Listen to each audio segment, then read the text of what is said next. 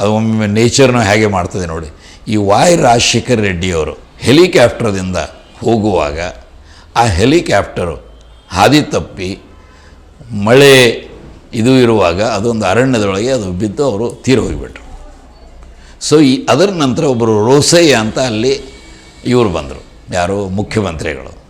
So ಇದೇ ಸಮಯದೊಳಗೆ ಎಷ್ಟು ಮಜಾ ಇದೆ ನೋಡಿ. ಇವರೇನು ಸೆಂಟ್ರಲ್ ಎಂಪವರ್ಡ್ ಕಮಿಟಿಯವರು ರಿಪೋರ್ಟ್ ಕೊಟ್ಟರು, ಅದೇ ದಿವಸ ನಾವು ನಮ್ಮ PIL ಎಲ್ಲಿ ಹಾಕ್ತೇವೆ, ಸುಪ್ರೀಂ ಕೋರ್ಟ್ದಲ್ಲಿ ಹಾಕಿದೆವು. ನಾವು ಬಂದಿದ್ದನ್ನು ನೋಡಿ ನಮ್ಮನ್ನು ಗ್ರೀಟ್ ಮಾಡಿ ಏನು ಬಂದಿದ್ದು ಅಂತ, ನಾವು ಇದರ ಬಗ್ಗೆ ಬಂದಿದ್ದೇವೆ, ನೀವೇನು ಮಾಡ್ತಾಯಿದ್ದೀರಿ.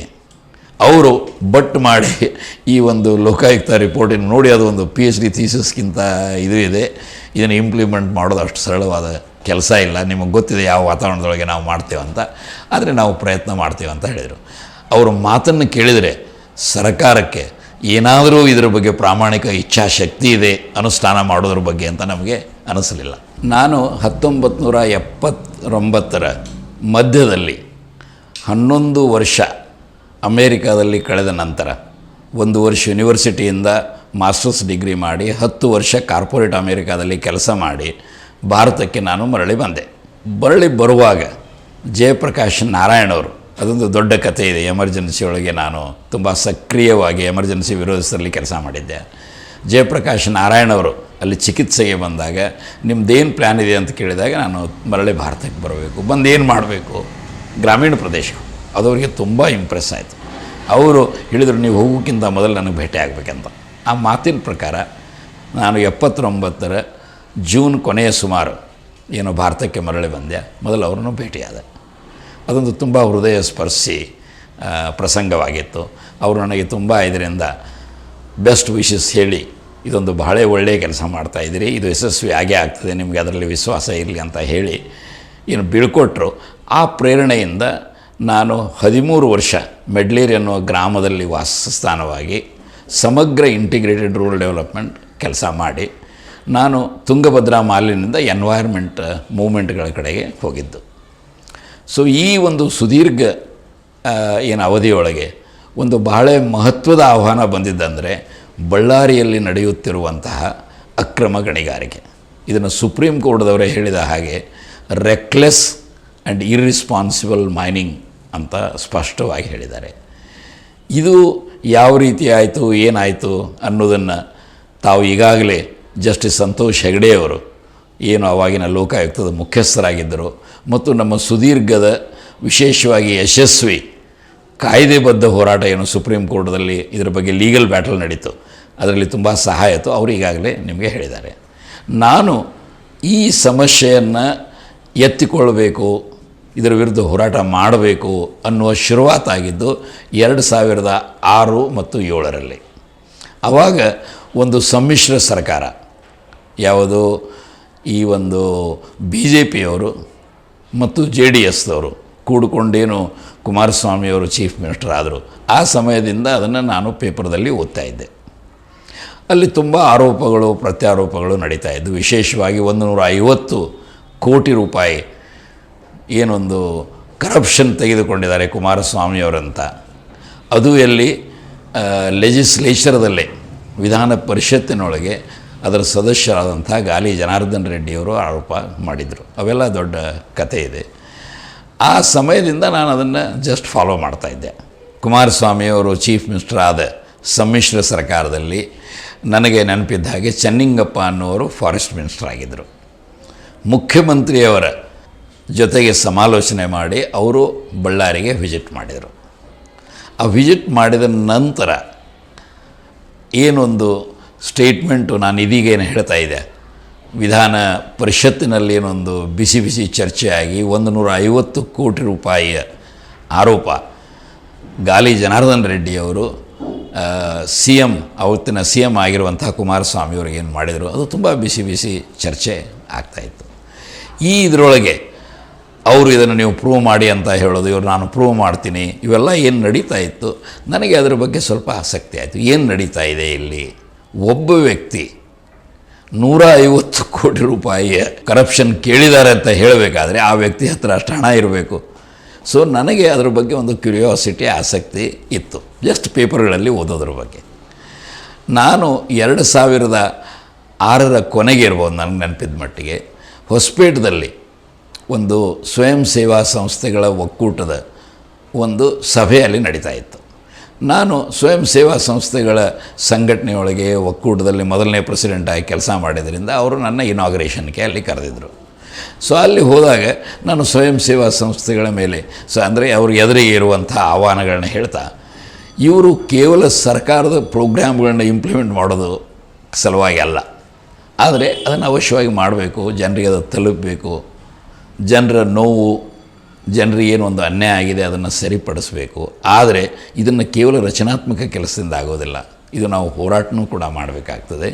ಇದು ನಮ್ಮ ಸುದೀರ್ಘ ಸ್ವಾತಂತ್ರ್ಯ ಹೋರಾಟದ ಒಂದು ಮಹಾನ್ ಕೊಡುಗೆ ಇದೆ. ಯಾಕೆಂದರೆ ಕೇವಲ ನಮ್ಮ ದೇಶದಲ್ಲಿ ಅಷ್ಟೇ ಅಲ್ಲ, ನಮ್ಮ ದೇಶದ ಸುದೀರ್ಘ ಸೃಜನಶೀಲ ಸ್ವಯಂ ಏನೊಂದು ಸ್ವತಂತ್ರ ಹೋರಾಟ ಆಯಿತು. ಅದರಿಂದ ಪ್ರೇರಣೆ ಅಮೇರಿಕಾದಲ್ಲಿ ಡಾಕ್ಟರ್ ಮಾರ್ಟಿನ್ ಲೂಥರ್ ಅವರಿಗೆ ತುಂಬ ಪ್ರಭಾವಶಾಲಿಯಾಗಿ ಕಪ್ಪು ಬಿಳಿ ಜನರ ನಡುವಿನ ಸಮಾನತೆ ಸಲುವಾಗಿ ಸಿವಿಲ್ ರೈಟ್ಸ್ ಮೂವ್ಮೆಂಟ್ ಅಂತ ಏನು ಯಶಸ್ವಿಯಾಗಿ ಮಾಡಿ one of the youngest people ಏನು ನೊಬೆಲ್ ಪೀಸ್ ಪ್ರೈಸನ್ನು ಪಡೆದು ಅವರೇನಲ್ಲ ಒಂದು ದೊಡ್ಡ ಮಹಾನ್ ಕೊಡುಗೆ ಆವಾಗ ಮಾಡಿದರು. ಅದರಿಂದಲೇ ಒಬಾಮಾ ಅಂತವರು ಮುಂದೆ ಪ್ರೆಸಿಡೆಂಟ್ ಆಗುವ ಚಾನ್ಸ್ ಬಂತು, ಹೊರತಾಗಿ ಅವಾಗ ಏನೂ ಅವ್ರಿಗೆ ಅನಿಸ್ತಿರಲಿಲ್ಲ ಇಂಥ ಒಂದು ಅವಕಾಶಗಳಾಗಬಹುದು ಅಂತ. ಅದೇ ಪ್ರಕಾರ ನೆಲ್ಸನ್ ಮಂಡೇಲಾ ಅವರು.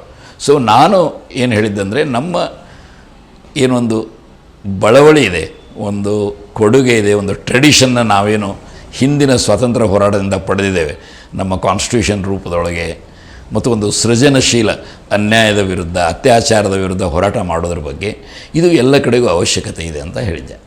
ಅಲ್ಲಿ ಪ್ರಭಾವಶಾಲಿಯಾದ ಒಂದು 3-4 ಗೆಳೆಯರು ನನಗೆ ಕೇಳಿದರು, ಇಲ್ಲೇ ನಡೀತಾ ಇದೆ, ಎಲ್ಲಿ ಬಳ್ಳಾರಿ ಒಳಗೆ ತುಂಬ ಅಕ್ರಮ ಗಣಿಗಾರಿಕೆ ನಡೀತಾ ಇದೆ, ಇಲ್ಲಿ ಕೆಲವು ಜನ ಇಷ್ಟೊಂದು ರೂಲ್ ಆಫ್ ಲಾ ಕಾಯ್ದೆಗಳನ್ನು ಗಾಳಿಗೆ ತೂರಿ ಅಕ್ರಮ ಒಂದು ಸಂಪಾದನೆಯೊಳಗೆ ನಮ್ಮ ಸಮಗ್ರ ಅರಣ್ಯ ನೈಸರ್ಗಿಕ ಏನೊಂದು ಸಂಪನ್ಮೂಲಗಳಿವೆ, ತಮಗೆ ಗೊತ್ತು, ಇದಕ್ಕೆ ಮೈನಿಂಗಕ್ಕೆ ಒಂದು ಎಕ್ಸ್ಟ್ರಾಕ್ಟಿವ್ ಪ್ರಾಸೆಸ್ ಅಂತಾರೆ. ಅಂದರೆ ಮೊದಲು ಎಲ್ಲ ಏನು ವೆಜಿಟೇಷನ್ ಇದೆ, ಗಿಡ ಮರಗಳು, ಗ್ರಾಸ್ ಎಲ್ಲ ಹೋಗ್ತದೆ, ಆಮೇಲೆ ನೀರಿನ ಸೆಲೆಗಳು ಹೋಗಿಬಿಡ್ತವೆ, ಕೊನೆಗೆ ಹೋಗಿ ಭೂಮಿಯ ಇದನ್ನೇ ಒಬ್ಬರು ಶೈಲೇಂದ್ರ ಕುಮಾರ್ ಅಂತ ನಮ್ಮ ಹೈಕೋರ್ಟಿನ ನ್ಯಾಯಾಧೀಶರು ಅಲ್ಲಿ ಹೋಗಿ ಅಲ್ಲಿ ಅರಣ್ಯದ ಸೊಬಗನ್ನೇನು ನೋಡಿದರು, ಅದನ್ನು ಒಂದು ಸಮೃದ್ಧತೆಯನ್ನು ನೋಡಿದರು. ಅವರು ಹೇಳಿದರು, ಇಂಥ ಒಂದು ಸಮೃದ್ಧಶೀಲ ಅರಣ್ಯ ಸಂಪತ್ತನ್ನು ಇವತ್ತೇನು ಮಾಡ್ತಾ ಇದ್ದಾರೆ ಈ ಮೈನಿಂಗು, ಇದು ಪೃಥ್ವಿ ಮಾತೆಯ ಮೇಲೆ ಅತ್ಯಾಚಾರ ಮಾಡಿದ ಹಾಗೆ. ಇದನ್ನು ಯಾವುದೇ ಜವಾಬ್ದಾರಿ ಸರ್ಕಾರ ಸಹಿಸಬಾರದು, ಅದನ್ನು ಬಂದ್ ಮಾಡುವಂಥದ್ದು ಅವ್ರದ್ದು ಕರ್ತವ್ಯ ಇದೆ ಅಂತ. ಯಾವಾಗಲೂ ಕೇಸ್ಗಳು ಬಂದಾಗ ನ್ಯಾಯಮೂರ್ತಿಗಳು ತಮ್ಮ ಕೋರ್ಟ್ ರೂಮನ್ನು ಬಿಟ್ಟು ಫೀಲ್ಡಿಗೆ ಹೋಗಿ ನೋಡಿ ಬಂದಿದ್ದಂಥ ಉದಾಹರಣೆಗಳು ಬಹಳ ಕಡಿಮೆ, ಇದರಲ್ಲಿ ಒಂದು ಅಪರೂಪವಾದ ಘಟನೆ. ಇವನ್ನು ಕೂಡ ನಾನು ಲಕ್ಷಿಸ್ತಾ ಇದ್ದೆ. ಆವಾಗ ಆ ಗೆಳೆಯರು ನನಗೆ ಏನು ಹೇಳಿದರು, ನೀವು ಯಾಕೆ ಇಲ್ಲಿ ಮಾಡಬಾರ್ದು ಅಂಥೇಳಿ. ನಾವಂದೆ, ನಮ್ಮದು ಒಂದು ಸಿದ್ಧಾಂತ ಇದೆ, ನಾನು ಇಂದಿರಾ ಗಾಂಧಿಯವರ ಎಮರ್ಜೆನ್ಸಿಯ ವಿರುದ್ಧ ಇಂಡಿಯನ್ಸ್ ಫಾರ್ ಡೆಮಾಕ್ರಸಿ ಅಂತ ಏನು ನಾವು ಅಲ್ಲೊಂದು ಸಂಘಟನೆ ಮಾಡಿ ಹೋರಾಟ ಮಾಡಿದ್ದೆವು. ನನ್ನ ಪಾಸ್ಪೋರ್ಟ್ ಇಂಪೌಂಡ್ ಆಗಿತ್ತು, ನಮ್ಮ ಆತ್ಮೀಯ ಗೆಳೆಯರು ಅಲ್ಲಿ PhD ಮಾಡುವಂಥ ಆನಂದ್ ಕುಮಾರ್ ಅವರ ಸ್ಕಾಲರ್ಶಿಪ್ ಇದು ಆಗಿತ್ತು. ಇವೆಲ್ಲವನ್ನು ನೋಡಿದರೆ ಸತ್ಯವನ್ನು ನಾವು ಹೊರಗೆ ತಂದಾಗ ಖಾತ್ರಿಯಾಗಿ, ಅಂದರೆ ಇತ್ತೀಚೆಗೆ ಏನು ಚಂದ್ರಚೂಡ್ ಅಂತ ಸುಪ್ರೀಂ ಕೋರ್ಟ್ ನ್ಯಾಯಾಧೀಶರು ಹೇಳಿದೆವು, holding truth to the powers that be ಅಂತ ಏನಿದೆಲ್ಲ, ಇದು ಬಹಳ ಮಹತ್ವದ ನಾಗರಿಕರ ಕರ್ತವ್ಯ ಇದೆ.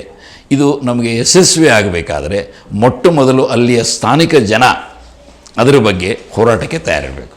ಯಾಕೆಂದರೆ ನನ್ನ ದೃಷ್ಟಿಯೊಳಗೆ ಹಲವಾರು ಜನ ನನಗೆ ಸಾಮಾಜಿಕ ಹೋರಾಟಗಾರರು ಇದು ಅಂತ ಅಂತಾರೆ. ನಾನು ತಿಳ್ಕೊಂಡಿದ್ದು ಯಾವಾಗಲೂ ಅಂದರೆ ರಾಜಕೀಯ ಹೋರಾಟಗಾರ, ನಾನು ಪೊಲಿಟಿಕಲ್ ಆ್ಯಕ್ಟಿವಿಸ್ಟ್.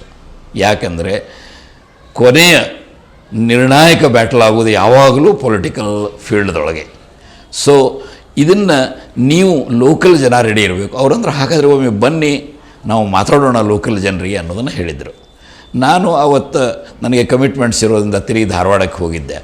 2ನೇ ಸಲ ನಾನು ಬಂದಾಗ ಅಬ್ದುಲ್ ಸಮದ್ ಅಂತ ನಮ್ಮ ಸಮಾಜ ಪರಿವರ್ತನಾ ಸಮುದಾಯ ಯಾವ ಒಂದು ಸಂಘಟನೆಯಿಂದ 1984ರಿಂದ ಅವ್ಯಾಹತವಾಗಿ ತುಂಗಭದ್ರಾದ ಮಾಲಿನ್ಯದ ವಿರುದ್ಧ ಹೋರಾಟ ಇರ್ಬೋದು, 75,000 ಎಕರೆ ಕಾಮನ್ ಲ್ಯಾಂಡ್ಸ್ ಏನಂತಾರೆ ಸಾಮೂಹಿಕ ಭೂಮಿಗಳು, ಅವು ಗೋಚಾರು, ಗೋಮಾಳು, ಆಮೇಲೆ ಅರಣ್ಯ ಭೂಮಿಗಳು ಇವನ್ನ ಡಾಕ್ಟರ್ ಶಿವರಾಮ್ ಕಾರಂತ್ ಅವರು ನಾವು ಸುಪ್ರೀಂ ಕೋರ್ಟಿಗೆ ಹೋಗಿ ಅಲ್ಲಿ ಲೀಗಲ್ ಬ್ಯಾಟಲ್ ಮಾಡಿ ಇಲ್ಲಿ ಜನಸಂಘಟನೆ ಮಾಡಿ ಇಂಚಿಂಚು ಭೂಮಿ ಜನರಿಗೆ ವಾಪಸ್ ಬರೋ ಹಾಗೆ ಮಾಡಿದ್ದೆವು.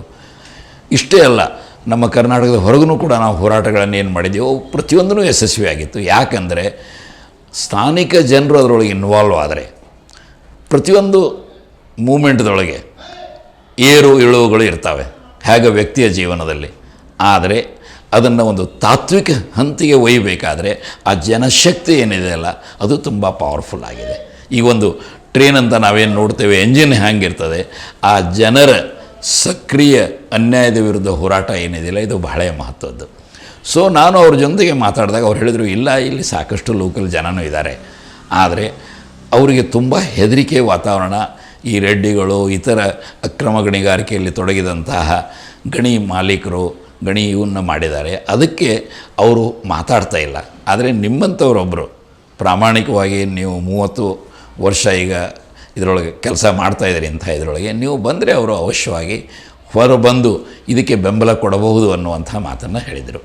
ಅದಾದ ನಂತರ ನಾವು ಮೊದಲೇನು ಇಂಡಿಯಾ ಡೆವಲಪ್ಮೆಂಟ್ ಸರ್ವಿಸ್ ಅಂತ ರೂರಲ್ ಡೆವಲಪ್ಮೆಂಟ್ ಬಗ್ಗೆ ಮಾಡಿದ್ದೆವು. ಸಮಾಜ ಪರಿವರ್ತನಾ ಸಮುದಾಯದ ಕೆಲವು ಸಂಘಟಕರು ಕೂಡಿಕೊಂಡು ನಾವು ಅಲ್ಲಿಗೆ ಹೋಗಬೇಕಂತ ನಿರ್ಧಾರ ಮಾಡಿದೆವು.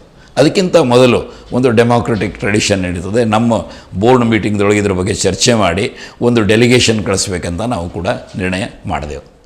ಮೊದಲು ಹೋದ ಡೆಲಿಗೇಷನ್ ಅವತ್ತು ಒಂದು ಅನಿರೀಕ್ಷಿತ ಕಾರಣದಿಂದ ನನಗೆ ಹೋಗಿರೋ ಅಲ್ಲಿಗೆ ಆಗಿರಲಿಲ್ಲ. ಏನು ಹೇಳಿದರೆ ಅಂದರೆ ಅಲ್ಲಿಯ ವಾತಾವರಣ ಇಷ್ಟು ಗಂಭೀರ ಇದೆಯಲ್ಲ, ಅಲ್ಲಿ ಹೋಗಿ ಹೋರಾಟ ಮಾಡೋದು ಸಾಧ್ಯವಿಲ್ಲ. ನಾವು ಹೈಕೋರ್ಟ್ ಆಫ್ ಕರ್ನಾಟಕದಲ್ಲಿ ಹೋಗಿ ಒಂದು CBI ಎನ್ಕ್ವೈರಿಯನ್ನು ಮಾಡಿಸ್ಬೇಕು ಅಂತ ನಮ್ಮ ಏನೊಂದು ಬೋರ್ಡ್ ಮೀಟಿಂಗದ ಒಂದು ತಂಡ ಇತ್ತು. ಅವರು ಆ ಒಂದು ತಮ್ಮ ವರದಿಯನ್ನು ಒಪ್ಪಿಸಿದ್ರು. ಆದರೆ ನಾನು ಬೋರ್ಡ್ ಮೀಟಿಂಗ್ದಲ್ಲಿ ಇದ್ದಾಗ ನಾನು ಹೇಳಿದೆ, ಇದು ನೀವು ಹೇಳೋದು ಸತ್ಯ ಇದೆ. ನಾನು ಈಗ ಹಲವಾರು ವರ್ಷಗಳ ಹಿಂದೆ ಇವತ್ತೇನು ಛತ್ತೀಸ್ಗಢ ಅಂತ ರಾಜ್ಯ ಇದೆ, ಮೊದಲು ಮಧ್ಯಪ್ರದೇಶದ ಭಾಗವಾಗಿತ್ತು. ಅಲ್ಲಿಯ ಟಿಂಬರ್ ಮಾಫಿಯಾ ಅಂದರೆ ಅಲ್ಲಿಯ ವರ್ತಕರು ಟಿಂಬರದ್ದು, ಆಮೇಲೆ ರಾಜಕಾರಣಿಗಳು ಮತ್ತು ಬ್ಯೂರೋಕ್ರಾಟ್ಸು ಕೂಡಿಕೊಂಡು ಏನೊಂದು ಆದಿವಾಸಿಗಳ ಅತಿ ಗಂಭೀರ ಶೋಷಣೆಯನ್ನು ಮಾಡ್ತಾಯಿದ್ರು. ಅಷ್ಟೇ ಅಲ್ಲ, ಅರಣ್ಯ ಸಂಪತ್ತನ್ನು ಸಿಕ್ಕಂಗೆ ಹಾಳು ಮಾಡ್ತಾಯಿದ್ರು. ಆವಾಗ ಅಲ್ಲಿಯ ಡೆಪ್ಯೂಟಿ ಕಮಿಷನರ್ ಅಂತ ನಾವೇನಂತೇವೆ ಕರ್ನಾಟಕದಲ್ಲಿ, ಅಲ್ಲಿ ಕಲೆಕ್ಟರ್ ಅಂತಾರೆ, ಬಸ್ತರ್ ಕಲೆಕ್ಟರು, ಅವರೇ ನನಗೆ ವಿನಂತಿ ಮಾಡಿ ನೀವು ಬಂದು ಇದನ್ನು ನೋಡಿ ನಮಗೆ ಸಹಾಯ ಮಾಡಿ ಒಂದು ಲೀಗಲ್ ಬ್ಯಾಟಲ್ ಅಂತ ಕೇಳಿದರು. ಸೊ ಆ ಒಂದು ಉತ್ಕೃಷ್ಟ ಅನುಭವ ನನಗೆ ಏನಿತ್ತಲ್ಲ, ನನಗನ್ನಿಸ್ತು ಅದು ಕೂಡ ಇಲ್ಲಿ ಉಪಯೋಗ ಆಗಬಹುದು ಅಂತ ಅನ್ನಿಸ್ತಾ ಇತ್ತು. ಸೊ ಈ ಒಂದು ಪ್ರಸಂಗದೊಳಗೆ ಬೋರ್ಡ್ ಮೀಟಿಂಗ್ನಲ್ಲಿ ಚರ್ಚೆ ಮಾಡಿ, ಇಲ್ಲ ಇನ್ನೊಂದು ಸಲ ನಾವು ಇದನ್ನು ಪ್ರಯತ್ನ ಮಾಡಬೇಕಂತ, ಮತ್ತು ಯಾವುದೇ ಕೋರ್ಟ್ ಬ್ಯಾಟಲ್ ಆಗಲಿ ಸ್ಥಾನಿಕ ಜನರು ಹೋರಾಟಕ್ಕೆ ರೆಡಿ ಇರುವಾಗ ಮಾತ್ರ ಆ ಒಂದು ಲೀಗಲ್ ಬ್ಯಾಟಲ್ದಿಂದ ನಮಗೇನು ಕೆಲವು ವಿಜಯಗಳಾಗ್ತವೆ ಅದನ್ನು ತಾತ್ವಿಕ ಹಂತಿನ ಕಡೆಗೆ ಒಯ್ಯಲಿಕ್ಕೆ ಸಹಾಯವಾಗ್ತದೆ ಹೊರತಾಗಿ ಕೇವಲ ಲೀಗಲ್ ಬ್ಯಾಟಲ್ದಿಂದ ನಾವೇನಾದರೂ ಮಾಡಿದರೆ ಅದು ಭಾಳ ದೂರ ಹೋಗೋದಿಲ್ಲ ಅಂತ. ಇದು ನನಗೆ ಯಾಕೆ ಗೊತ್ತಿತ್ತಂದರೆ, ಇಂಡಿಯನ್ ಎಕ್ಸ್ಪ್ರೆಸ್ದಲ್ಲಿ ಒಬ್ಬರು ಎಡಿಟರು ಅರುಣ್ ಶೌರಿ ಅಂತ, ಬಾಗಲ್ಪುರ್ ಬ್ಲೈಂಡಿಂಗ್, ಇನ್ನೂ ಹಲವಾರು ಮಹತ್ವದ ಕೇಸುಗಳ ಬಗ್ಗೆ ಸುಪ್ರೀಂ ಕೋರ್ಟ್ ಉತ್ಕೃಷ್ಟ ನಿರ್ಣಯಗಳನ್ನು ಕೊಟ್ಟರೂ ಕೂಡ ಅಲ್ಲಿ ಗ್ರೌಂಡ್ ಲೆವೆಲ್ ಒಳಗೆ ಇಂಪ್ಲಿಮೆಂಟ್ ಆಗಿರಲಿಲ್ಲ. ಸೊ ಇದೇನು ನನ್ನೊಂದು ಅಚಲ ವಿಶ್ವಾಸ ಇತ್ತು ಜನರ ಶಕ್ತಿಯೊಳಗೆ ಮತ್ತು ಜನ ಸಂಘಟನೆಯೊಳಗೆ, ಮತ್ತು ಅತಿ ಮಹತ್ವದ್ದಾಗಿ ಅಹಿಂಸಾತ್ಮಕ ಹೋರಾಟದಲ್ಲೇನು ಆಳವಾದ ವಿಶ್ವಾಸ ಇತ್ತು. ಸೊ ಇದರಿಂದ ನಾವು ಅಲ್ಲಿ ಹೋಗಿ 2ನೇ ಸಲ ಅಲ್ಲಿಯ ಲೋಕಲ್ ಜನರಿಗೆ ಭೇಟಿಯಾದೆವು. ಅವರು ಏನೋ ಕೆಲವು ಸಲ ನಾವು ಒಳ್ಳೆಯ ಕೆಲಸ ಮಾಡಿದಾಗ ಗೊತ್ತಾಗಿರ್ತದೆ. ಅವರು ಕೇಳಿದರು ನಮ್ಮ ತುಂಗಭದ್ರಾ ಮಾಲಿನ್ಯದ ವಿರುದ್ಧ ಹೋರಾಟ, ಯಶಸ್ವಿ ಹೋರಾಟ. ಅವರು ಬರ್ರಿ ಅಂತ ಸ್ವಾಗತ ಮಾಡಿ ನಮಗೆ, ನಾವು ಇಲ್ಲಿ ಎಲ್ಲ ರೀತಿಯಿಂದಲೂ ನಾವು ನಿಮಗೆ ಸಹಾಯ ಮಾಡ್ತೇವೆ ಅಂತ ಅವರು ಮಾತು ಕೊಟ್ಟರು. ಅವಾಗಿನಿಂದ ನಾವು ಅದರ ಬಗ್ಗೆ ಸ್ವಲ್ಪ ವ್ಯವಸ್ಥಿತವಾಗಿ ನೋಡಲಿಕ್ಕೆ ಶುರು ಮಾಡಿದೆವು. ಇದೇ ಸಮಯದೊಳಗೆ ನಮ್ಮ ಸರ್ಕಾರದ ಮಟ್ಟದೊಳಗೆ 2 ಡೆವಲಪ್ಮೆಂಟ್ಗಳಾಗಿತ್ತು. ಮೊದಲು UL ಭಟ್ ಅಂತ ಒಬ್ಬರು ಜಡ್ಜರ ಅಧ್ಯಕ್ಷತೆಯೊಳಗೆ ಒಂದು ಕಮಿಷನ್ ಮಾಡಿದರು. ಯಾರು ಸೇಮ್ ಕುಮಾರಸ್ವಾಮಿ ಚೀಫ್ ಮಿನಿಸ್ಟರ್ ಇರುವಾಗ. ಅದರ ಕಾರಣಾಂತರಗಳಿಂದ ಸರ್ಕಾರ ಅವರಿಗೆ ಕೊಡಬೇಕಾದ ಯಾವುದೇ ಸೌಲಭ್ಯಗಳನ್ನು ಇದನ್ನು ಕೊಡೋದ್ರ ಸಲುವಾಗಿ ಜಡ್ಜ್ ಅವರು ಮುನಿಸಿಕೊಂಡು ಅವರು ರಾಜೀನಾಮೆ ಕೊಟ್ಟು ಬಿಟ್ಟಿದ್ರು. ಅದು ಅಲ್ಲಿಗೆ ಉಳಿದಿತ್ತು. ಆದರೆ ಏನೋ ಒಂದು ಸಲ ಅದೇನೋ ಅಂತಲ್ಲ, ಹಿಸ್ಟಾರಿಕಲಿ ಒಂದೊಂದು ಟೈಮ್ ಕೂಡಿ ಬರ್ತಾವಂತೆ. ಆ ಲೆಜಿಸ್ಲೇಚರ್ ಒಳಗೆ ತುಂಬ ಬಿಸಿ ಇದ್ರ ಬಗ್ಗೆ ಚರ್ಚೆಯಾಗಿ ಅವರು ಇದನ್ನು ಲೋಕಾಯುಕ್ತರಿಗೆ ವಹಿಸಿಕೊಡಬೇಕು ಅಂತ ಏನೊಂದು ನಿರ್ಣಯ ಮಾಡಿದರು. ನನ್ನ ಅಭಿಪ್ರಾಯದೊಳಗೆ ಇದು ನಿಜವಾಗಲೂ ಒಂದು ಐತಿಹಾಸಿಕ ನಿರ್ಣಯವಾಗಿತ್ತು. ಯಾಕಂದರೆ ಯಾರು ಲೋಕಾಯುಕ್ತ ಏನು ಅನ್ನೋದು ದೂರಿದ್ರೂ ಕೂಡ ಅದರ ಟರ್ಮ್ಸ್ ಆಫ್ ರೆಫರೆನ್ಸ್ ನಾವು ನೋಡಿದರೂ ಕೂಡ ತುಂಬ ಉತ್ಕೃಷ್ಟವಾಗಿ ಡ್ರಾಫ್ಟ್ ಮಾಡಿ ಅದನ್ನು ಲೋಕಾಯುಕ್ತರಿಗೆ ಕೊಟ್ಟಿದ್ದು ಒಂದು ನನ್ನ ಅಭಿಪ್ರಾಯದೊಳಗೆ ಬಹಳ ಮಹತ್ವದ ನಿರ್ಣಯ ಈ ಸರ್ಕಾರದಂತ ನನಗನ್ನಿಸ್ತದೆ. ಯಾಕೆಂದರೆ ಒಂದು ಆ ಸರ್ಕಾರ ಅದರ ಬಗ್ಗೆ ಸತ್ಯವನ್ನು ಹೊರತಂದು ಯಾರು ಈ ಅಕ್ರಮಗಳಲ್ಲಿ ತೊಡಗಿದ್ದಾರೆ ಅವರ ವಿರುದ್ಧ ಕ್ರಮ ಕೈಗೊಳ್ಳೋದು ಮತ್ತು ಅವರೇನು ಅಕ್ರಮವಾಗಿ ಸಂಪಾದನೆ ಮಾಡಿದ್ದಾರೆ ಅದನ್ನು ನಾವು ಸರ್ಕಾರದ ವಶಕ್ಕೆ ತರಬೇಕಾದರೆ ಇಂತಹ ಒಂದು ಉತ್ಕೃಷ್ಟ ಇನ್ವೆಸ್ಟಿಗೇಷನ್ ಅವಶ್ಯಕತೆ ಇರ್ತದೆ. ನಾನು ಕೇಳಿದ್ದೆ ಸಂತೋಷ್ ಹೆಗ್ಡೆಯವರ ಬಗ್ಗೆ. ಅವರು ಬಹಳ ವರ್ಷಗಳ ಹಿಂದೆ ಯಾವಾಗ ತುರ್ತು ಪರಿಸ್ಥಿತಿ ಇಂದಿರಾ ಗಾಂಧಿಯವ್ರದ್ದಿತ್ತು, ಅವರು ನಮ್ಮ ಅಡ್ವೊಕೇಟ್ ಜನರಲ್ ಆಗಿದ್ದರು. ತುಂಬ ಪ್ರಭಾವಶಾಲಿಯಾಗಿ ಅವರು ಜಸ್ಟಿಸ್ DM ಚಂದ್ರಶೇಖರ್ ಅವರ ಎದುರುಗಡೆಗೆ ಚೀಫ್ ಜಸ್ಟಿಸ್ ಏನಿದ್ರು ಕರ್ನಾಟಕ ಹೈಕೋರ್ಟಿಂದು ಪ್ರಭಾವಶಾಲಿಯಾಗಿ ಅವರು ಅದರ ಬಗ್ಗೆ ಆರ್ಗ್ಯುಮೆಂಟ್ಸ್ ಮಾಡಿ ಕರ್ನಾಟಕ ಸರ್ಕಾರ ತುಂಬ ಪ್ರಸಿದ್ಧ ಏನೊಂದು ಜಜ್ಮೆಂಟ್ ಇದೆ ಹೇಬಿಯಸ್ ಕಾರ್ಪಸ್, ಅದರೊಳಗೆ ಯಾವಾಗ ಯಾವುದೇ ಸರ್ಕಾರ ಯಾವುದೇ ವ್ಯಕ್ತಿಯನ್ನು ಯಾವ ಆಧಾರದ ಮೇಲೆ ಅರೆಸ್ಟ್ ಮಾಡಿದ್ದಾರೆ, ಯಾವ ಆಧಾರದ ಮೇಲೆ ಜೈಲಿಟ್ಟಿದ್ದಾರೆ ಅನ್ನೋದನ್ನು ಹೇಳೋದಿಲ್ಲ ಎಮರ್ಜೆನ್ಸಿ ಟೈಮ್ದೊಳಗಂತ ಒಂದೇನು ಇಂದಿರಾ ಗಾಂಧಿಯವರು ಮಾಡಿದ್ರು. ಇದು ಪ್ರಿನ್ಸಿಪಲ್ಸ್ ಆಫ್ ನ್ಯಾಚುರಲ್ ಜಸ್ಟಿಸ್. ಸಂವಿಧಾನ ಬರುವ ಮೊದಲೇ ಇನೇಲಿಯನೇಬಲ್ ರೈಟ್ಸ್ ಆಫ್ ಸಿಟಿಜನ್ಸ್ ಏನಂತಾರೆ ಅದು ಬಹಳ ಮಹತ್ವದ ಕೊಡುಗೆಯನ್ನು ಮಾಡಿದರು. ಆದರೆ ದುರದೃಷ್ಟದಿಂದ ಇಂದಿರಾ ಗಾಂಧಿಯವರಿಗೆ ತುಂಬ ಸಬ್ಸರ್ವಿಯಂಥ ರೇ ಅಂತ ಏನೊಂದು ಚೀಫ್ ಜಸ್ಟಿಸ್ ಆಗಿದ್ದರು, ಅದವರು ಓವರ್ಟರ್ನ್ ಮಾಡಿದರು.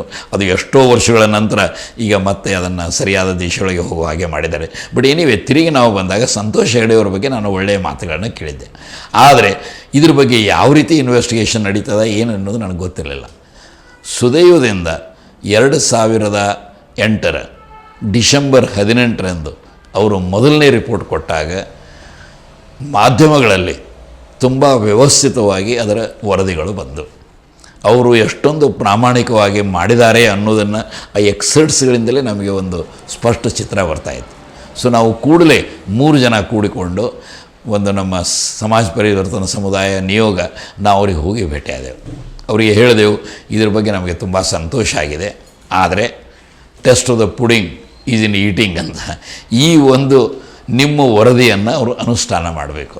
ಅವ್ರು ಹೇಳಿದರು ಸರ್ಕಾರ ಕೇಳಿದೆ, ನಾನು ನನ್ನ ಕರ್ತವ್ಯ ಮಾಡಿ ಕೊಟ್ಟಿದ್ದೇನೆ, ಈಗ ಇಂಪ್ಲಿಮೆಂಟ್ ಮಾಡೋದು ಅವ್ರ ಕಡೆಗೆ ಅಂಥೇಳಿ. ಸೊ ನಾವು ಹೋಗಿ ಚೀಫ್ ಸೆಕ್ರೆಟರಿಗೆ ಭೇಟಿಯಾದಾಗ ಅವ್ರು ಹೇಳಿದರು ಒಬ್ಬರು ಎಡಿಷನಲ್ ಅಥವಾ ಏನೋ special chief secretary additional chief secretary ಅಂತ ಇದ್ದಾರೆ, ಅವರು ವತ್ಸ್ ಅಂತ ಅವರ ಅಧ್ಯಕ್ಷತೆಯೊಳಗೆ 3 ಹಿರಿಯ ಅಧಿಕಾರಿಗಳ ಕಮಿಟಿ ಮಾಡಿದ್ದಾರೆ, ನೀವು ಅವರಿಗೆ ಹೋಗಿ ಕೇಳಬೇಕು ಅಂತ ಹೇಳಿದರು. ನಾವು ಫೋನ್ ಮಾಡಿ ಹೇಳಿರ್ತೇವೆ ಅಂತ. ಸೊ ನಾವು ಒಂದು ಅಪಾಯಿಂಟ್ಮೆಂಟ್ ತೊಗೊಂಡು ನಾವು 3 ಜನ ಹೋದಾಗ ಬೆಳಗ್ಗೆ ಸುಮಾರು 10:45 ಆಗಿರಬೇಕು. ನಾವು ಅವ್ರ ಚೇಂಬರ್ಸ್ಗೆ ಹೋದಾಗ ಅವರು ನ್ಯೂಸ್ ಪೇಪರ್ ಓದ್ಕೋತಾ ಕೂತಿದ್ರು. ಸೊ ನಾವು ಬಂದಿದ್ದನ್ನು ನೋಡಿ ನಮ್ಮನ್ನು ಗ್ರೀಟ್ ಮಾಡಿ ಏನು ಬಂದಿದ್ದು ಅಂತ, ನಾವು ಇದ್ರ ಬಗ್ಗೆ ಬಂದಿದ್ದೇವೆ, ನೀವೇನು ಮಾಡ್ತಾಯಿದ್ದೀರಿ. ಅವರು ಬಟ್ ಮಾಡಿ ಈ ಒಂದು ಲೋಕಾಯುಕ್ತ ರಿಪೋರ್ಟಿನ ನೋಡಿ ಅದು ಒಂದು PhD ಥೀಸಿಸ್ಗಿಂತ ಇದು ಇದೆ, ಇದನ್ನು ಇಂಪ್ಲಿಮೆಂಟ್ ಮಾಡೋದು ಅಷ್ಟು ಸರಳವಾದ ಕೆಲಸ ಇಲ್ಲ, ನಿಮಗೆ ಗೊತ್ತಿದೆ ಯಾವ ವಾತಾವರಣದೊಳಗೆ ನಾವು ಮಾಡ್ತೇವಂತ, ಆದರೆ ನಾವು ಪ್ರಯತ್ನ ಮಾಡ್ತೇವೆ ಅಂತ ಹೇಳಿದರು. ಅವರ ಮಾತನ್ನು ಕೇಳಿದರೆ ಸರ್ಕಾರಕ್ಕೆ ಏನಾದರೂ ಇದರ ಬಗ್ಗೆ ಪ್ರಾಮಾಣಿಕ ಇಚ್ಛಾಶಕ್ತಿ ಇದೆ ಅನುಷ್ಠಾನ ಮಾಡೋದ್ರ ಬಗ್ಗೆ ಅಂತ ನಮಗೆ ಅನಿಸಲಿಲ್ಲ. ಸೊ ಅದಾದ ನಂತರ ನಾವು ಮತ್ತೆ ಅವ್ರ ಕಡೆಗೆ ಹೋಗಿ ಮಾತಾಡಿದೆವು.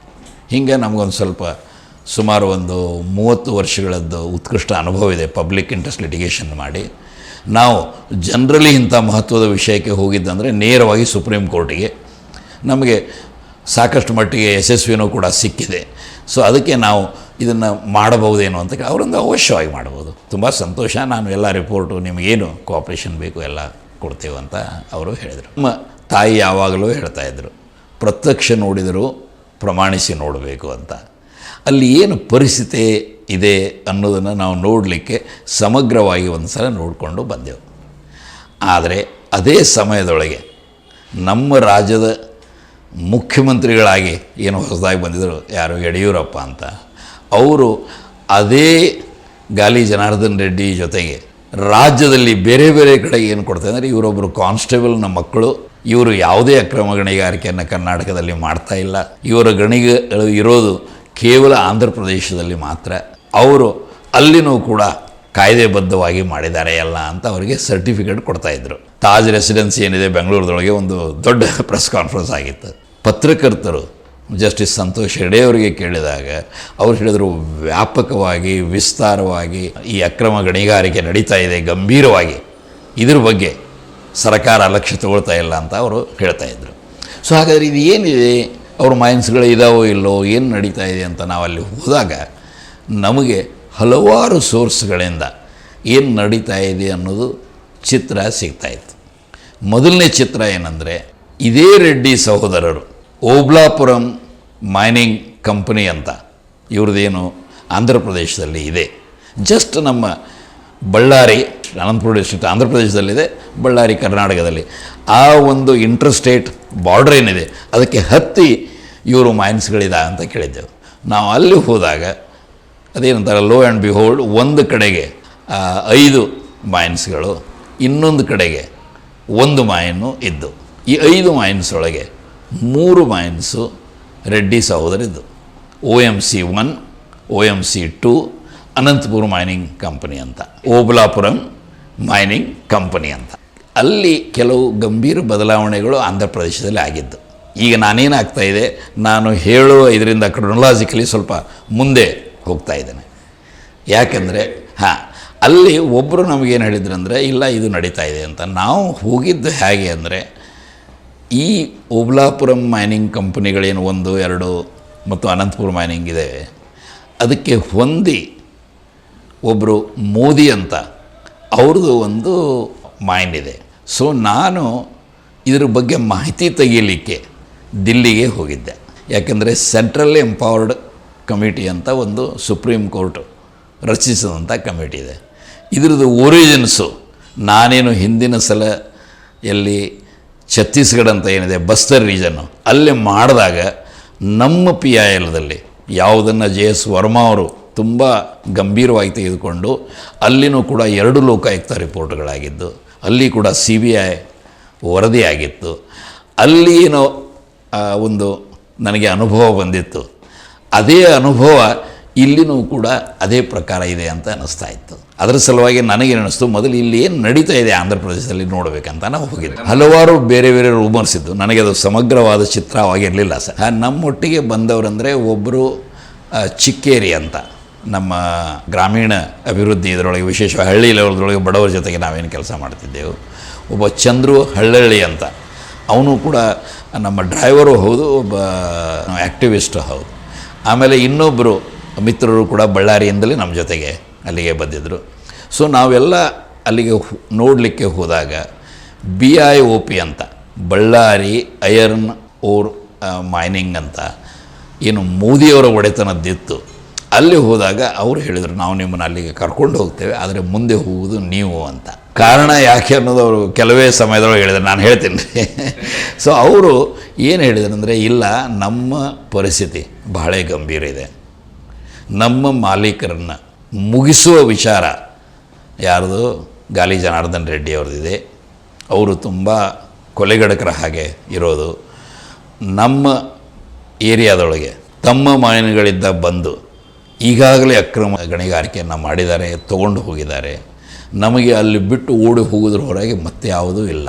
ನಂದೆ, ಇದು ಸ್ವತಂತ್ರ ದೇಶ ಇದೆ, ಸಂವಿಧಾನದಲ್ಲಿ ಹೌದು, ನಮ್ಮ ಮೋದಿಯವರು ಇದರೊಳಗೆ ಹಾಕಿದ್ದಾರೆ, ಎಲ್ಲಿ ಆಂಧ್ರ ಪ್ರದೇಶದೊಳಗೆ ಲೀಗಲ್ ಹಾಕಿದ್ದಾರೆ, ಎಲ್ಲಿ ಹೈಕೋರ್ಟ್ದೊಳಗೆ.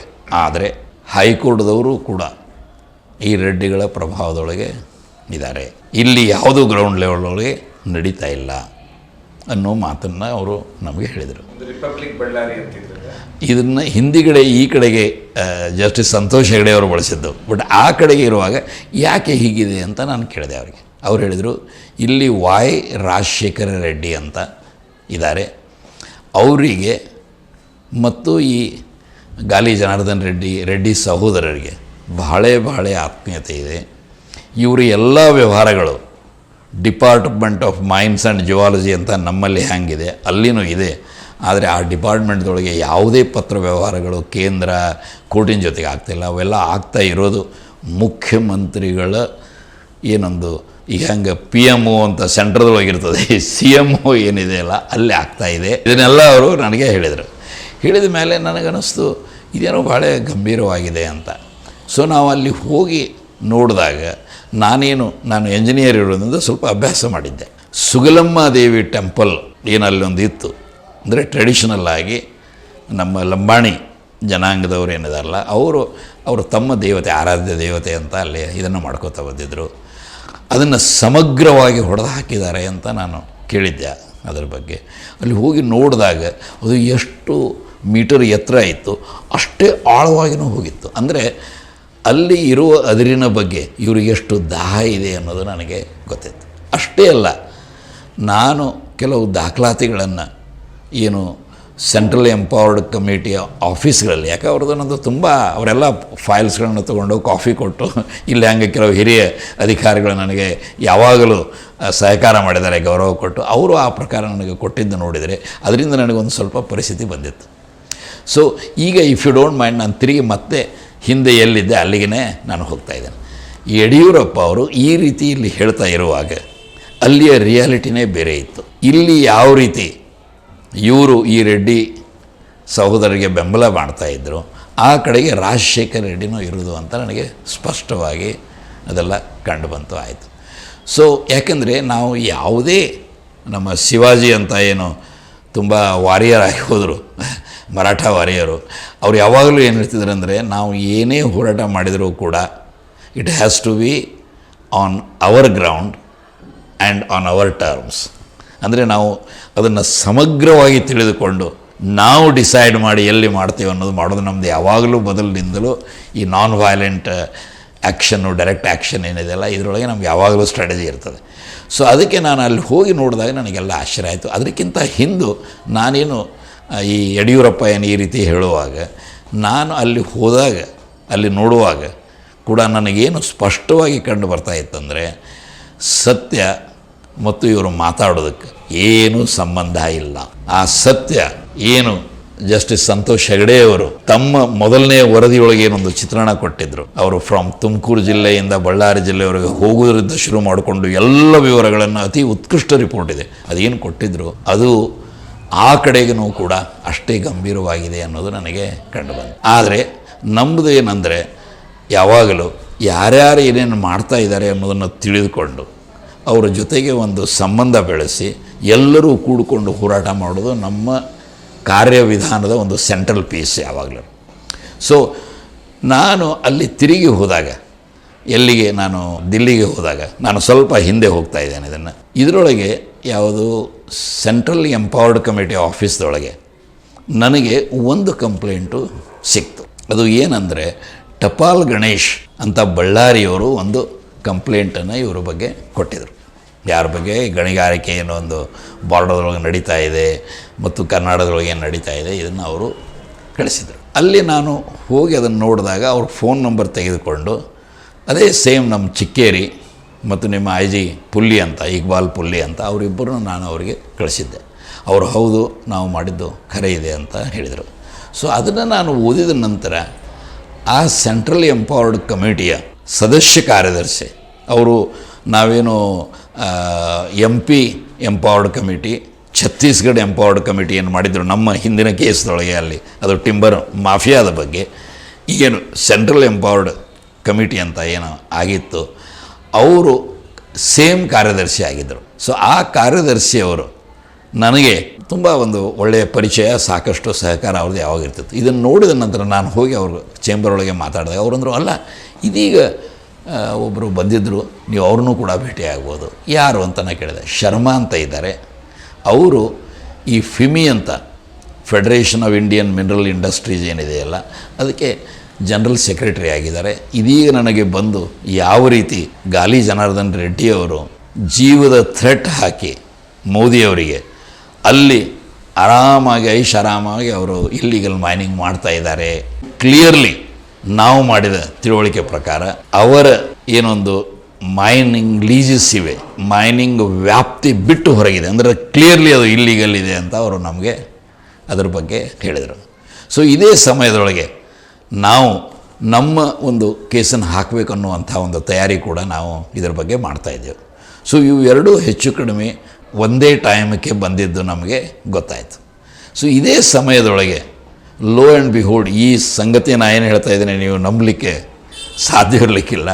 ಆದರೆ ಸಿಟ್ಟಿಂಗ್ ಜಡ್ಜ್ ಆಫ್ ಕರ್ನಾಟಕ ಹೈಕೋರ್ಟ್ದವರು ಒಬ್ಬ ವಕೀಲರು ನಾನು ಅವರೇನೊಂದು ನಮ್ಮನ್ನು ಕರೆಸಿದ್ರು, ಮಾತಾಡಿಸಿದ್ರು.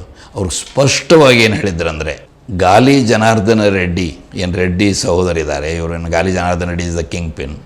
ಅವರು ಕರ್ನಾಟಕ ಹೈಕೋರ್ಟಿನ ಮುಖ್ಯ ನ್ಯಾಯಾಧೀಶರು. ಅವರು ದಿನಕರನ್ ಅಂತ, P D Dinakaran. Supreme court ಮುಖ್ಯ ನ್ಯಾಯಾಧೀಶರು ಬಾಲಕೃಷ್ಣನ್ ಅಂತ. ಇವರು ಮೂರೂ ಮಂದಿ ನಡುವೆ ಕೇರಳದ ಒಂದು ಹೋಟೆಲ್ದಲ್ಲಿ ಎಗ್ರಿಮೆಂಟ್ ಆಗಿ 265 crores rupees ಏನಿದೆಯಲ್ಲ ಅದನ್ನು ಬಾಲಕೃಷ್ಣನ್ ಅವರಿಗೆ ಇವರಿಗೆ ಕೊಡ್ತಾ ಇದ್ದಾರೆ ಅಂತ. ಸೊ ನನಗೆ ಇದು ವಾಸ್ ಎ ಶಾಕಿಂಗ್ ನ್ಯೂಸ್ ರೀ. ಯಾಕಂದರೆ ಜನರಲಿ ಸಿಟ್ಟಿಂಗ್ ಜಡ್ಜಸ್ಸು ಈ ಪ್ರಕಾರ ಹೇಳೋದು ಭಾಳ ವಿರಳ, ಕಷ್ಟ. ಸೊ ನಾನು ಆಯಿತು, ತುಂಬ ತಾವು ಹೇಳಿದ್ದಕ್ಕೆ ಧನ್ಯವಾದಗಳು, ಮತ್ತೇನರ ಪ್ರಶ್ನೆ ಬಂದಾಗ ನಾನು ಇದು ಮಾಡ್ತೀನಂತ ಅವರಿಗೆ ಹೇಳಿ, ನಾನು ನಮ್ಮ ಕೇಸನ್ನು ನಾವೇನು PIL ಹಾಕಬೇಕಂತ ಮಾಡಿದ್ದೆವು ಅದರದ್ದೊಂದು ಸ್ವಲ್ಪ ತಯಾರಿ ಕಡೆಗೆ ಹೋದೆವು. ಇನ್ನೊಂದು ಏನಂದರೆ, ಮೋದಿಯವರು ಏನು ನಾನು ಹೇಳಿದೆ, ಅದು ಆಂಧ್ರ ಪ್ರದೇಶದ ಇದರೊಳಗೆ BIOP ಅಂತ ಏನು ಮೈನಿಂಗ್ ಇದೆ, ಅವರು ಸುಪ್ರೀಂ ಕೋರ್ಟ್ದಲ್ಲಿ ಒಂದು ಕೇಸ್ ಹಾಕಿದಾರಂತೆ ನನಗೆ ಗೊತ್ತಾಯಿತು. ಆವಾಗ ನಾನು ಮತ್ತೆ ಹೋಗಿ ಇದನ್ನು ಅಭ್ಯಾಸ ಮಾಡಿದೆ ಸೆಂಟ್ರಲ್ ಎಂಪವರ್ಡ್ ಕಮಿಟಿಯೊಳಗೆ.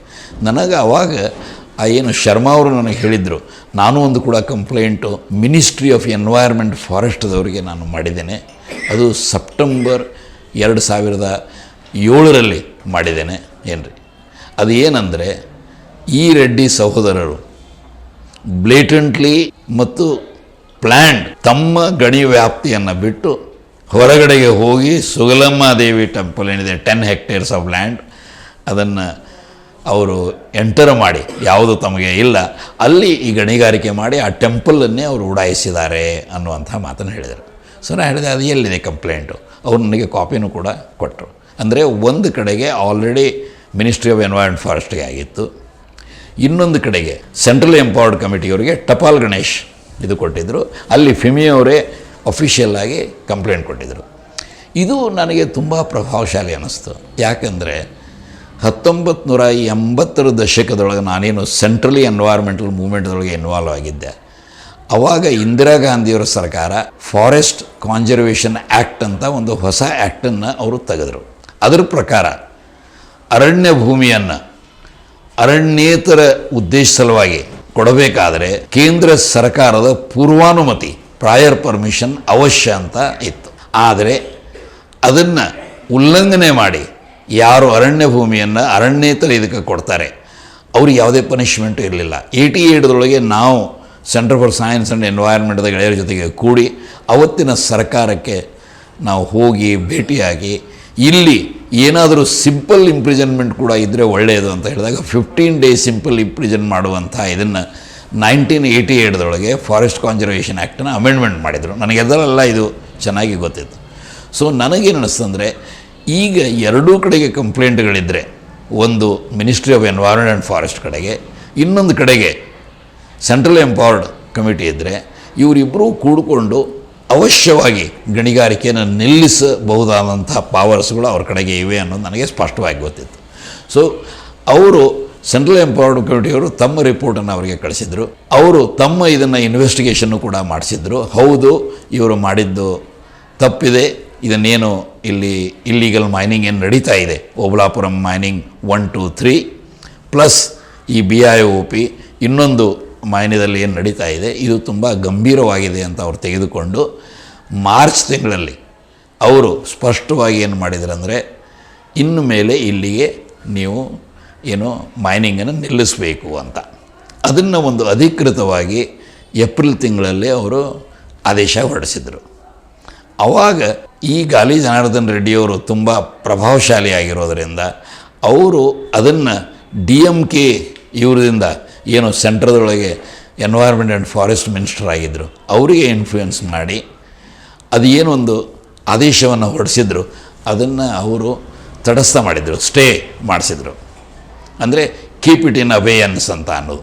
ಅದರ ವಿರುದ್ಧ ಮೋದಿಯವರು ಸುಪ್ರೀಂ ಕೋರ್ಟ್ದಲ್ಲಿ ಒಂದು ಕೇಸನ್ನು ಹಾಕಿದರು. ಸೊ ಅದನ್ನು ನಾನು ಕೇಳಿ, ಆವಾಗ ಸೆಂಟ್ರಲ್ ಎಂಪವರ್ಡ್ ಕಮಿಟಿ ಅವರು ಏನು ಮಾಡಿದ್ರು ಅಂದರೆ, ಇದೊಂದು ಅಪರ್ಚುನಿಟಿ ಅಂತ ಹೇಳಿ ಅದರೊಳಗೆ ಆದೇಶ ಮಾಡುವಾಗ ಸುಪ್ರೀಂ ಕೋರ್ಟ್ದವರಿಗೆ ನೀವು ಇವರಿಗೆ ಕೂಡ ಯಾರಿಗೆ ಸಿ ಅವರಿಗೂ ಕೂಡ ಅವ್ರನ್ನ ಪಾರ್ಟಿ ಮಾಡಬೇಕಂತ ಅವ್ರನ್ನ ಪಾರ್ಟಿ ಮಾಡಿ ಅವರಿಗೆ ಒಂದು ರಿಪೋರ್ಟ್ ಕಳಿಸಿದರು. ಅವರು ಕೇವಲ ಆ ನೋಟಿಸ್ನ ಕಾಪಿ ಬಂದಿದ್ದರದ ಮೇಲೆ ಹೋಗಿ ಒಂದು 4-6 ತಿಂಗಳ ಅದನ್ನು ಥರೋಲಿಯಾಗಿ ಅಭ್ಯಾಸ ಮಾಡಿ ಯಾವ ರೀತಿ ಇವರು ತಮ್ಮ ಗಣಿ ವ್ಯಾಪ್ತಿಯನ್ನು ಬಿಟ್ಟು ಹೋಗಿ ಮಾಡಿದ್ದಾರೆ, ಇಂಟರ್ಸ್ಟೇಟ್ ಬಾರ್ಡರ್ನೂ ಕೂಡ ಉಲ್ಲಂಘನೆ ಮಾಡಿದ್ದಾರೆ ಅನ್ನೋ ಎಲ್ಲ ವಿಷಯಗಳನ್ನು ಅವರು ಸ್ಪಷ್ಟವಾಗಿ ಅದರಲ್ಲಿ ರಿಪೋರ್ಟ್ ಕೊಟ್ಟರು. ಇನ್ ದ ಮೀನ್ ವೈಲ್ ಈ ಮಧ್ಯದೊಳಗೆ ಏನಾಗಿಬಿಡುತ್ತಂದರೆ ಅದು ಒಮ್ಮೆ ನೇಚರ್ನ ಹೇಗೆ ಮಾಡ್ತದೆ ನೋಡಿ. ಈ ವೈ ರಾಜಶೇಖರ್ ರೆಡ್ಡಿಯವರು ಹೆಲಿಕಾಪ್ಟರ್ದಿಂದ ಹೋಗುವಾಗ ಆ ಹೆಲಿಕಾಪ್ಟರು ಹಾದಿ ತಪ್ಪಿ ಮಳೆ ಇದು ಇರುವಾಗ ಅದೊಂದು ಅರಣ್ಯದೊಳಗೆ ಅದು ಬಿದ್ದು ಅವರು ತೀರಿ ಹೋಗಿಬಿಟ್ರು. ಸೊ ಅದರ ನಂತರ ಒಬ್ಬರು ರೋಸಯ್ಯ ಅಂತ ಅಲ್ಲಿ ಇವರು ಬಂದರು, ಯಾರು ಮುಖ್ಯಮಂತ್ರಿಗಳು. ಸೊ ಇದೇ ಸಮಯದೊಳಗೆ ಎಷ್ಟು ಮಜಾ ಇದೆ ನೋಡಿ. ಇವರೇನು ಸೆಂಟ್ರಲ್ ಎಂಪವರ್ಡ್ ಕಮಿಟಿ ಅವರು ರಿಪೋರ್ಟ್ ಕೊಟ್ಟರು, ಅದೇ ದಿವಸ ನಾವು ನಮ್ಮ PILನ್ನು ಎಲ್ಲಿ ಹಾಕ್ತೇವೆ, ಸುಪ್ರೀಂ ಕೋರ್ಟ್ದಲ್ಲಿ ಹಾಕಿದೆವು ನಾವು. 2009ಗೆ ಬಂದಿದ್ದೇನೆ ನಾನೀಗ.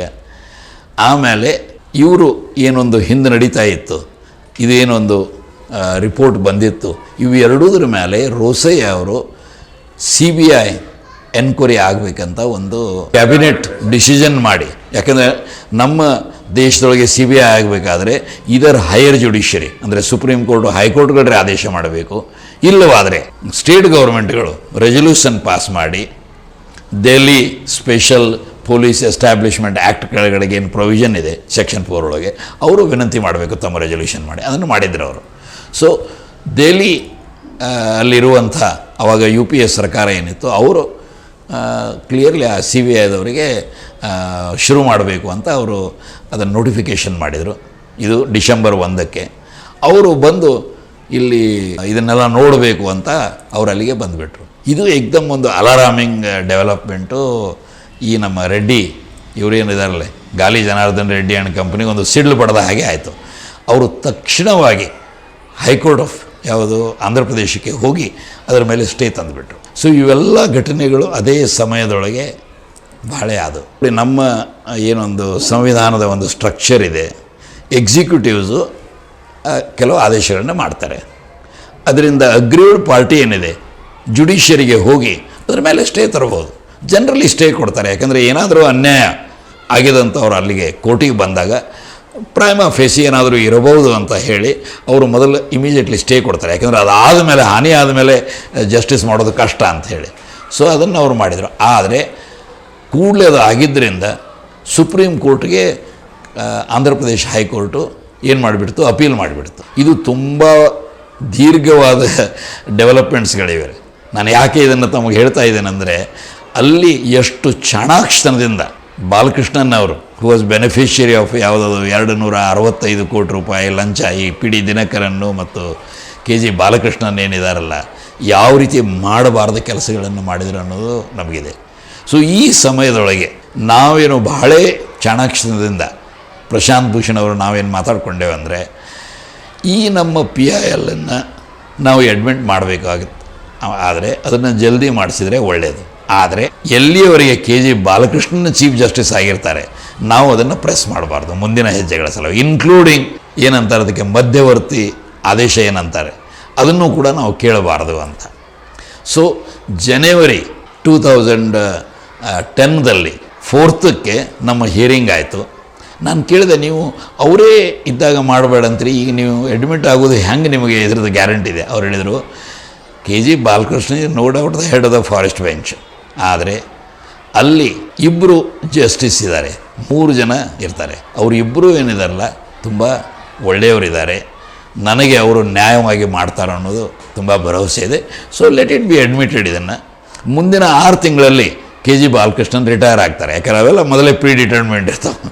ಸೊ ಅವರು ಹೋದ ನಂತರ ನಾವು ಇದನ್ನು ಶುರು ಮಾಡೋಣ ಅಂತ ಹೇಳಿ ಅವರು ಅದನ್ನು ಅಡ್ಮಿಟ್ ಮಾಡಿಸಿದ್ರು. ಆವಾಗ KG ಬಾಲಕೃಷ್ಣ ತುಂಬ ಚಾಣಾಕ್ಷರದಿಂದ ಕೇಳಿದರು, mister Bhushan would you not press for interim order ಅಂತ. ಯಾವಾಗಲೂ ನಾವು ರಿಟ್ ಹೋದಾಗ ಒಂದು ಇಂಟ್ರಿಮ್ ಅವಾಗ not now your lordships will come back later ಅಂತ ಹೇಳಿಕೊಂಡು ಅಲ್ಲಿಂದ ನಾವು ಅದನ್ನು ಅಡ್ಮಿಟ್ ಮಾಡಿಸಿಬಿಟ್ಟೆವು.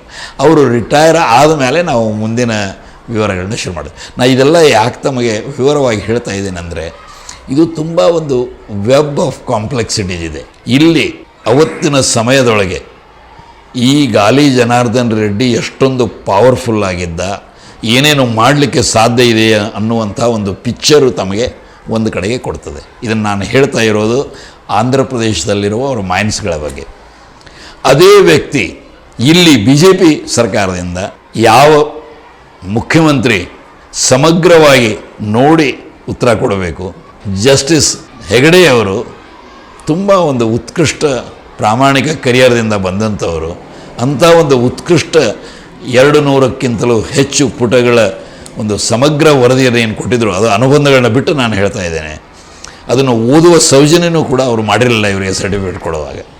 ಸೊ ನಮಗೇನು ಅನ್ನಿಸ್ತಂದರೆ ಮೊದಲು ಅಲ್ಲಿಂದ ಶುರು ಮಾಡೋಣ, ಆಮೇಲೆ ಇಲ್ಲಿನೂ ಕೂಡ ಅವರು ಮೈನ್ಸ್ ಇಲ್ಲ ಅಂತ ಹೇಳ್ತಾರೆ, ಅದನ್ನು ನಾವು ಬಿಡಬಾರ್ದು. ನಮ್ಮ ತಾಯಿ ಹೇಳ್ದಂಗೆ ಪ್ರತ್ಯಕ್ಷ ನೋಡಿದ್ರು ಪ್ರಮಾಣಿಸಿ ನೋಡಬೇಕು. ಅದು ಯಾವ ರೀತಿ ನಾವು ಮೈನ್ಗಳನ್ನ ಗುರುತಿಸ್ತೇವೆ ಅನ್ನೋದನ್ನು ಮಚ್ ಲೇಟರ್ ಬರ್ತದೆ. ಸೊ ನಾವು ಯಾವ ರೀತಿ ಇದನ್ನು ಒಂದು ಲೀಗಲ್ ಬ್ಯಾಟಲು, ಇನ್ನೊಂದು ಕಡೆಗೆ ಸ್ಥಾನಿಕ ಜನರ ಬೆಂಬಲ, ಅಲ್ಲಿ ಬಡ ಜನರನ್ನು ಸಶಕ್ತೀಕರಣ ಮಾಡಲಿಕ್ಕೆ ಸ್ವಸಹಾಯ ಸಂಘ, ಗ್ರಾಮ ಅರಣ್ಯ ಸಮಿತಿ, ಇವೆಲ್ಲ ನಾವೇನು 40 ವರ್ಷದಿಂದ ಬಡವರ ಒಂದು ಸಂಘಟನೆಯನ್ನು ಮಾಡ್ಕೊಳ್ತಾ ಬಂದಿದ್ದಾವೆ. ಅದನ್ನು ಮಾಡಿ ಇದನ್ನು ನಾವು ಮುಂದುವರಿಸ್ತೇವೆ ಅನ್ನೋದನ್ನು ನಾನು ತಮಗೆ ಹೇಳಲಿಕ್ಕೆ ಇದು ಪಡ್ತಾ ಇದ್ದೇನೆ.